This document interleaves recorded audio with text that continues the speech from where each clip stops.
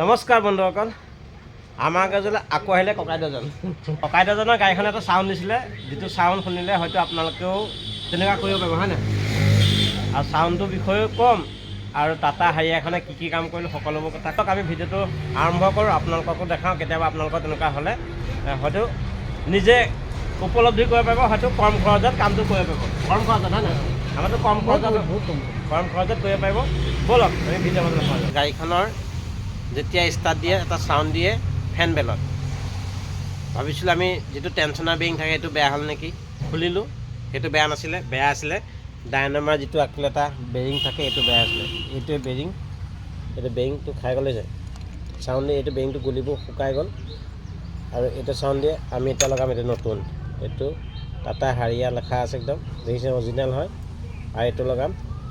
আৰু কেতিয়াবা টাইম বেলত যেতিয়া ফেন বেলত যদি চাউণ্ড দিয়ে আপোনালোকৰ ফেন বেলাল খোলোঁতেন ডাইনামাৰ মানে অল্টাৰনেটৰ বেৰিংটো চাবলৈ নাপা হ'ব।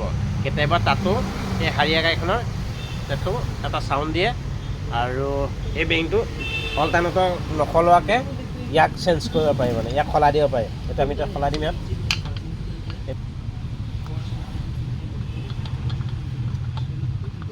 এইটো আমি লগাই দিলোঁ, ইয়াত টাইট কৰি দিম আৰু চাউণ্ডটো নাইকিয়া হৈ যাব। এইডাল মাইনাছত থাকে ডাইনামাৰ ছিগনেল, আৰু এইটো ছিগনেলত যদি আছিলে আমি গোটেই পেনেল বলটো খুলিলোঁ, খোলাৰ পিছতে দেখাবলৈ আছে চিগা হাতত দে।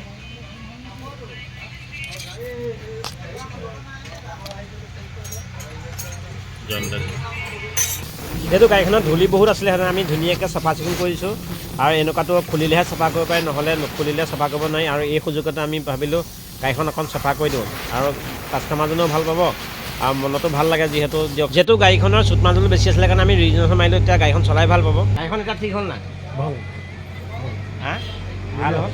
ইয়াৰ আগতে এটা ভিডিঅ' বনাইছিলোঁ, এইটো ভাইৰেল হৈ গ'ল। আৰু ককাইদেউৰ ভিডিঅ'টো বহুত অসমৰ মানুহে ভাল হ'ল। এতিয়া মানে গাড়ী চাউণ্ড শুনি পেলাই মই ছেটিছফাইড হয়। আপোনালোকৰ বাৰু এই ভিডিঅ'টো কেনে পালে জনাবলৈ নাপাহৰিব। ধন্যবাদ। জয় অসম।